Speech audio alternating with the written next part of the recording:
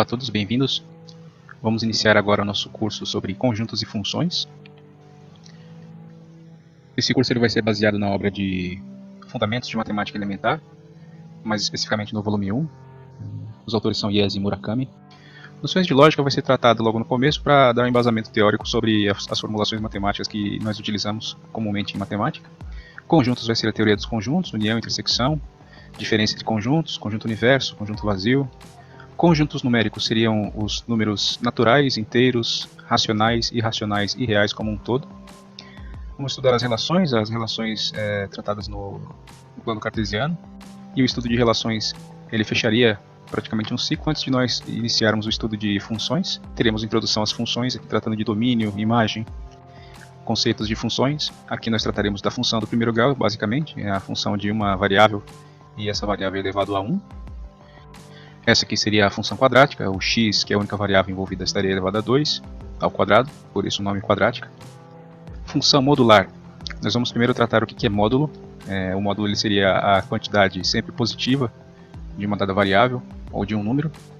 Função composta inversa, nós podemos ter várias funções dentro de uma só. Função inversa seria a inversão dessa função. E nós vamos estudar equações e inequações irracionais aqui como um complemento. Esse aqui vai ser o apêndice do nosso curso. Para iniciarmos a aula 1 sobre noções de lógica, eu separei ela em duas partes.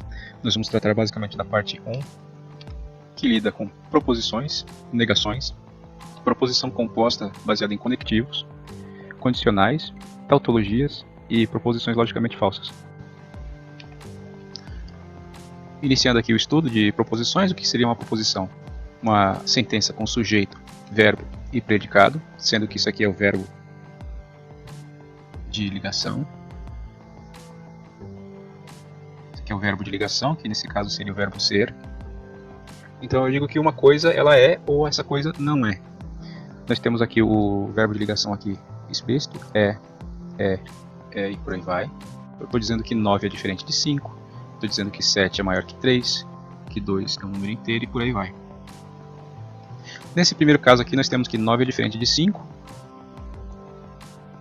Isso seria uma sentença verdadeira, uma proposição verdadeira. Nós temos que 7 é maior que 3, que também é verdade. Nós temos que 2 é um número inteiro, correto. Nós temos que, nessa última aqui, 4 vezes 5 é igual a 20. Então nós temos verdade aqui. A única falsa seria a D. 3 é divisor de 11, o que é falso. Essas três frases aqui elas não seriam proposições, porque elas não possuem o verbo de ligação, então elas não têm aquele é ou não é, explícitos aqui na oração, então nós não temos o verbo de ligação, portanto isso daqui não pode ser considerado uma proposição, porque eu não sei definir se é verdadeiro ou falso. Essas proposições aqui elas não me trazem nenhuma informação, elas simplesmente dizem que 3 vezes 5 mais 1, simplesmente isso, não tem nenhuma conclusão aqui, então ele fala simplesmente que 3 vezes 5 mais 1. Não há verbo de ligação, não tem o verbo ser aqui, não tem o é. A raiz quadrada de 2 é um número racional, isso daqui é uma pergunta, então não é qualificada como proposição. E essa terceira aqui, essa h, ela representa uma equação. Então ela não diz nada aqui sobre o número x, ela simplesmente fala que 3x menos 1 igual a 11 e só tem um x que satisfaz essa equação, que no caso seria o número 4.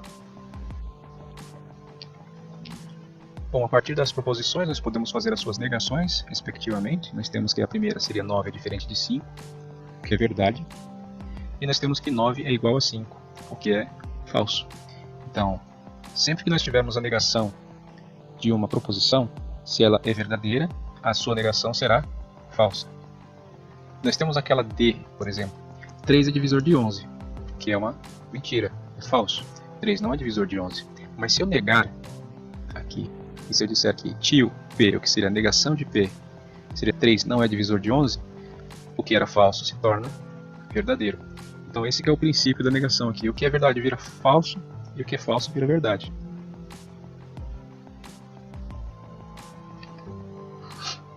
Nós temos aqui a tabela verdade, que foi o que eu citei no começo da apresentação. Nós temos aqui a tabela verdade. Nós dividimos aqui ela em P e negação de P, então nós temos P de um lado e nós temos a negação de P do outro. Aqui nesse lado esquerdo nós colocamos os valores possíveis de P. Como é uma proposição única, nós colocamos aqui que ela pode ser verdadeira ou falsa. Se ela é verdadeira, a sua negação fica sendo falsa. E se ela é falsa a princípio, nós temos que a negação fica verdadeira. A introdução do conectivo E. Esse conectivo aqui ele é muito estudado em lógica de programação também, né?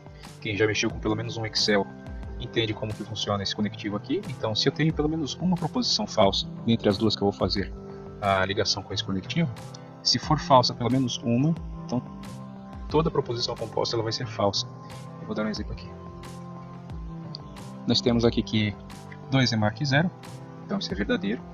Nós temos que 2 é diferente de 1, nós temos que é verdadeiro. E ali nós temos a proposição composta que seria P e Q. P e Q aqui. Então ela está juntando através do conectivo E, 2 é maior que 0 e 2 é diferente de 1. As duas proposições aqui elas são verdadeiras, então no final nós temos como verdade. Nós temos o segundo caso aqui, menos 2 é menor que menos 1, e isso é verdadeiro. Porém nós temos que os dois quadrados aqui eles estão usando o mesmo símbolo de comparação. Menos 2 ao quadrado daria 4, positivo, e menos 1 ao quadrado daria 1, positivo. Então essa sentença aqui ela é falsa.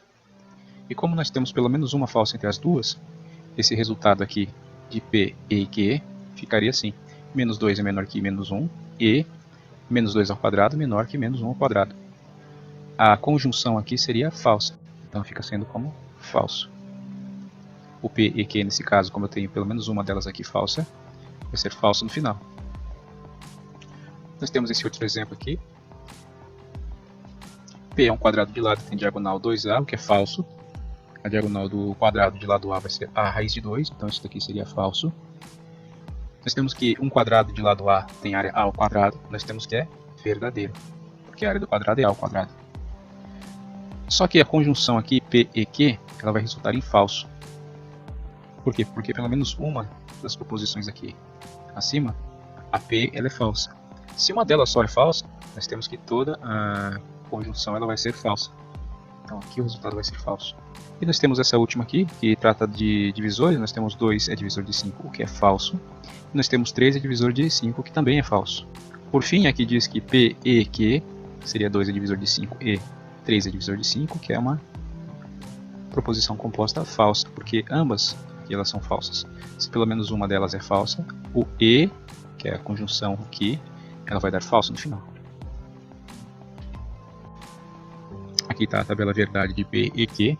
Nós temos aqui a primeira, verdadeiro, verdadeiro, daria verdadeiro no final, o E. Verdadeiro com falso, opa, tem uma falsa, então a conjunção é falsa. Nós temos F, V, falso, verdadeiro, pelo menos uma é falsa, então fica falso no final. E aqui nós temos ambas com falso, então o resultado final seria falso. O conectivo OU, ele também faz parte do rol de conectivos aqui estudados, então seria o, não o contrário, mas um complementar do que seria o E. Isso aqui é uma disjunção, ele é denominado disjunção, o outro é uma conjunção. 5 maior que 0, isso é verdade? Sim, isso aqui é uma verdade. Eu tenho isso como uma verdade, o 5 é maior que 0. O 5 é maior que 1 também. Se nós temos ambas as duas aqui verdadeiras, o P ou o Q, que é representado aqui por essa simbologia, vai resultar num quadro verdadeiro. A conjunção composta nesse caso aqui, nessa disjunção, ela é verdadeira, porque ambas são verdadeiras. Se tiver pelo menos uma verdadeira nesse caso aqui, a disjunção ela vai ser verdadeira também, porque pelo menos uma das sentenças aqui ela satisfaz. Então, ou ele vai ser satisfeito se pelo menos uma das duas aqui ela for verdadeira. No caso 3 igual a 3, que é verdade, e nós temos 3 é menor que 3, que é falso. Porém, como aqui eu estou tratando de uma disjunção, que seria ou, a disjunção, se pelo menos nós temos uma verdade aqui, o conjunto da obra vai ser verdade. Nesse terceiro exemplo, nós temos que 10 é um número primo, o que é falso, ele é um número composto. E o que eu acabei de dizer aqui, o 10 ele é um número composto, então é verdade. Se eu tenho pelo menos uma verdade aqui no meio, o P ou o Q, aqui tem um erro, né, que seria P ou Q. P ou Q seria considerado verdade, porque pelo menos uma é verdade. O outro, se pelo menos uma for falsa, todo vai ser falso. Mas como aqui é um conectivo ou, nós temos uma falsa, outra verdadeira, essa verdadeira salva, então a composição dessas duas proposições aqui fica como sendo verdadeira. Nós temos que 3 a quarta é menor que 2 a sexta, isso é falso. porque 3 a quarta é 81, 2 a sexta é 64. Então nós teríamos o inverso aqui. E nós temos essa segunda proposição Q, que 2 ao quadrado é 4. E menos 3 à quinta, 3 à quinta daria 243. O 243 ele pode até ser maior que 4, só que como eu tenho esse sinal de menos e um expoente ímpar, então nesse caso aqui daria menos 243, sendo maior que 4, que é um absurdo. Então essas duas aqui são falsas. Sendo as duas falsas, o conjunto da obra vai ser falso. O P ou o Q ele não vai ser satisfeito de forma nenhuma. Nós vamos ter que as duas aqui são proposições falsas, a priori, então nós temos a disjunção entre as duas como sendo falsa. Aqui fica a tabela verdade. Se nós temos o conectivo OU aqui, verdade com verdade dá verdade. Se eu tenho pelo menos uma verdade no meio das duas aqui, fica sendo verdade, que é o caso nessa segunda, nessa terceira aqui. E por último nós temos que as duas são falsas. Se as duas são falsas, a conjunção OU ela vai ser falsa no final. Então falso, falso vai dar falso. E se eu tiver pelo menos uma verdadeira no meio delas aqui, dos pares, verdadeiro, verdadeiro, verdadeiro, falso, falso, verdadeiro, nós vamos ter aqui verdade entre a disjunção de P e Q. O condicional se, então, ele é tratado dessa forma aqui. O P seria a condição necessária para Q.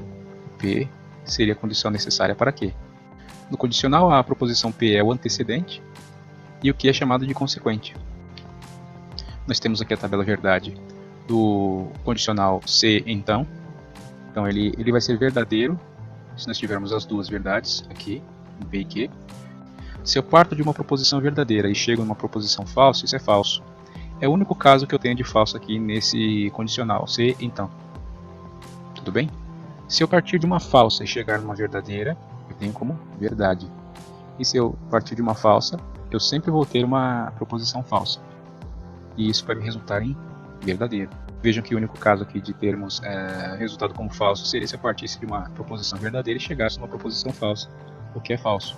Porém, eu posso partir de uma proposição falsa e chegar numa proposição verdadeira por negação da primeira e consigo assim uma proposição verdadeira no final. Esse condicional ele seria uma via de mão dupla do anterior, então esse daqui ele seria o P, C e somente C, Q. Isso seria uma condição necessária suficiente. E ele traz um quê de reciprocidade. Se nós pegarmos o condicional anterior, ele é aquele que trata a condição só para um lado, nós teremos P e Q. Só que esse daqui, ele é um pouco mais abrangente. Se eu partir de P e chegar em Q, ele é como se fosse uma via de mão dupla. Seria tanto para um lado quanto para outro. Ele teria que satisfazer essa condição aqui, P, então Q, e ele teria que satisfazer também o Q, então P. Então é uma via de mão dupla, esse condicional aqui. Esse condicional ele tem que satisfazer tanto para um lado como para o outro. Aqui está a tabela verdade dele. Ele é um pouco diferente do primeiro porque ele tem que satisfazer tanto de P para Q quanto de Q para P. Então vamos ver aqui. Lembrando do primeiro lá que nós tínhamos verdade com verdade, sempre verdade. Se eu partir de uma proposição verdadeira e chegar numa falsa, isso aqui seria falso no primeiro caso. E se eu partir de uma proposição falsa, eu consigo chegar numa verdadeira, segundo o condicional anterior. Mas, por essa primeira via aqui ser falsa, nós tratamos como falso. Nós temos o mesmo ocorrendo aqui nesse segundo caso. Se nós partimos de uma proposição falsa, nós sim conseguimos chegar numa verdadeira. Porém, se nós partirmos de uma verdadeira e chegarmos numa falsa, isso seria falso. Por isso, o resultado aqui fica sendo falso. E nós temos também o último caso, que seria verdade sempre. De falso para falso e de falso para falso, tenho sempre uma condição verdadeira, conforme o condicional anterior. Então, tratando isso como uma via de mão dupla, nós temos que falso com falso vai ser sempre uma verdade. O que seria uma tautologia? É uma proposição que é sempre verdadeira, não importando o que opera. Então, nós temos um modificador aqui que nos foi apresentado logo no começo, que seria o modificador de negação. Nós teremos os conectivos OU e aqui.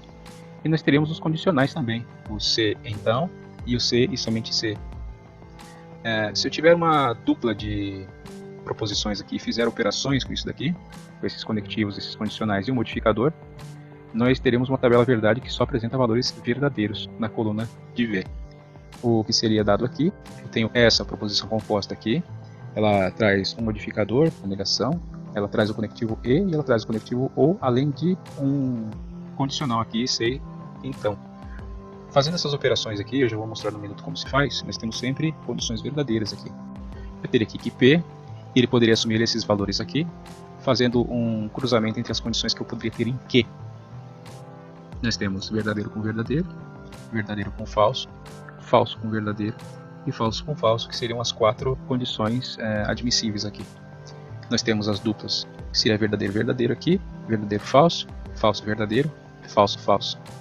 A negação só da primeira coluna, que seria dada aqui, a negação de V da F, a negação de V da F, a negação de F da V, a negação de F da B. Eu faço o conectivo OU agora aqui entre essa coluna aqui e essa coluna aqui para resultar nessa.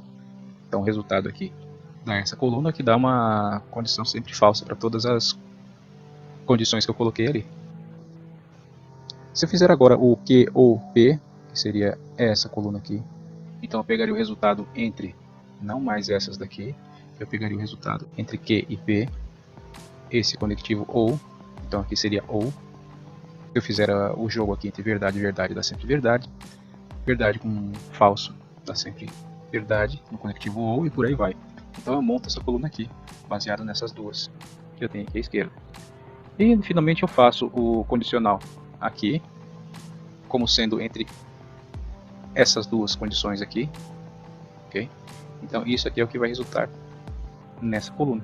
Eu faço isso, então isso. E com essa operação aqui eu construo essa última tabela, que seria a verdade sempre. Então isso daqui trata-se de uma tautologia. Mais um exemplo aqui, fica a cargo de vocês darem uma olhada e tentarem resolver.